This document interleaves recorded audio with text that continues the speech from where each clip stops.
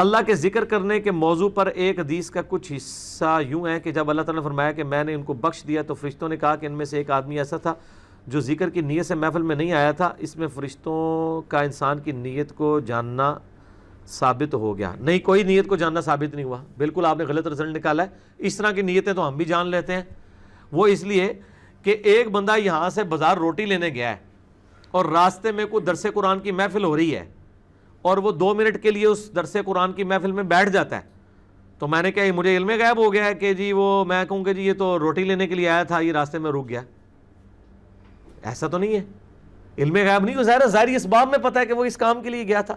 تو فرشتے چونکہ نامہ اعمال لکھ رہے ہوتے ہیں، ان کو وہ پتہ ہوتا ہے یہ کس کام کے لیے جا رہا ہے، تو وہ بھی ظاہری اعمال کو دیکھتے ہیں. فرشتے غیب کو نہیں جانتے، ورنہ تو صحیح مسلم میں حدیث ہے کہ قیامت الدین ایک سخی کو، ایک شہید کو، ایک قاری کو بلایا جائے گا تو وہ سخی قاری شہید کے تو نامہ اعمال میں اتنی ڈھیروں نیکیاں لکھی ہوئی ہوں گی، لیکن اللہ تعالیٰ فرمائے گا کہ تو نے تو اس لیے سخاوت کی کہ لوگ تجھے امیر کہیں.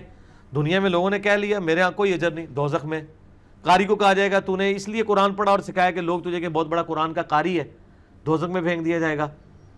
شہید کو کہا جائے گا کہ تو نے اس لیے سارے معاملات کیے لوگ تجھے بڑا بہادر کہیں، تو دنیا میں تعریف ہو گئی، دوزخ میں پھینک دیا جائے گا. تو نامہ اعمال میں نیکیاں لکھی ہوئی ہوں گی نا. تو فرشتوں کو تو نہیں پتا کس نیت سے کر رہا ہے. یہ جو حدیث ہے نا، یہ صحیح مسلم میں موجود ہے، بخاری میں بھی موجود ہے، اور میرا ایک کلپ ہے یوٹیوب کے اوپر، قرآن خوانی کا ثبوت. ایسی قرآن خوانی جو نئی دکان بنانے کے لیے ہو یا نئے مکان کے اندر شفٹ کرنے کے لیے، اس کا میں نے اجتہاد کیا. باقی سالے ثواب والی قرآن خوانی تو کوئی ثابت نہیں ہے. یہ تو ایگزیجریشن ہے دین کے اندر. مسئلہ نمبر 74 میرا ریکارڈڈ ہے سالے ثواب کے اوپر. تو اسی میں یہ حدیث ہے کہ وہ لوگ وہ ذکر قرآن کی، اللہ کی محفلیں نہیں ہیں، قرآن کے درس کی محفل ہے. اس میں ایک بندہ ویسے ہی ساتھ شامل ہو جاتا ہے کہ چلو میں نیک لوگوں کے ساتھ بیٹھوں، تو اللہ تعالیٰ ان کی برکت سے اس کو بھی بخش دیتا ہے. بالکل ٹھیک ہے.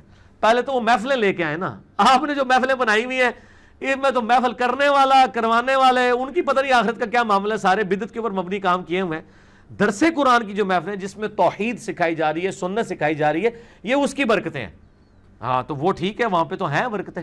تو فرشتے نیت نہیں جانتے ہیں ان کی، بلکہ فرشتے دیکھتے ہیں کہ وہ ایک کام سے جا رہا تھا، راستے میں رک گیا. یہ تو نہیں ہوتا کہ بندہ گھر سے نکلتا ہے اور بغیر ارادے کے نکل جاتا ہے جی میں کس لیے جا رہا ہوں. ظاہر ہے گھر میں کوئی ڈسکشن ہے، کسی کام کی نیت سے باہر نکلا ہے ڈسکشن کرنے کے لیے.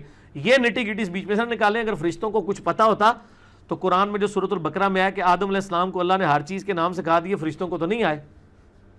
یہاں تو آپ دل کی حال کی بات بتا رہے ہیں. اللہ نے چیزیں سامنے رکھی ہیں کہ بتاؤ ان کے نام کیا ہیں، تو ان کو نہیں آئے. آدم علیہ السلام کو آ گئے. تو علم غیب اگر ان کو ہوتا تو آ جاتے. بالکل غلط ہے.